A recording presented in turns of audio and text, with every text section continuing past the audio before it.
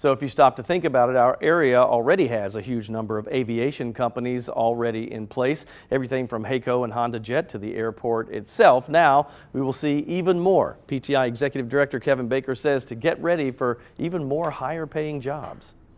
Right now there are 8,600 people that are working on the airport on any given day. 10 years ago, that was 4,500. So you're looking at, we've doubled almost in the last 10 years in terms of employment. And you got to remember, these are good jobs. These are jobs that are, above average household income in the area. And remember that average household income often is two earners, right? That you have two folks that are working in that house and both earning salaries. We're talking about here a single salary being in excess of average household income. All that growth means more people, and more people means more air traffic. Baker says another side effect, or the trickle-down effect, is even more flights to more places right out of the triad. You cannot have a new company come in with that many employees. That's going to put us over 10,000 people eventually that are in the aerospace industry here. And you can't possibly have that kind of growth and not have growth in air traffic as well, because those folks need to fly places.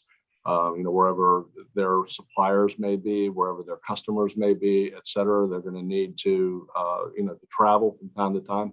And an airport is just, Ted Johnson used to always say that an airport is a reflection of the community that it serves. So therefore, as a community grows, so does your airport. And he said it's good for us here because we'll have more flights. Now, that may not mean more direct flights. I was about to ask. Right, because we're not a hub and probably wouldn't be with this, but I mean, maybe 20, 30 years from now we could be.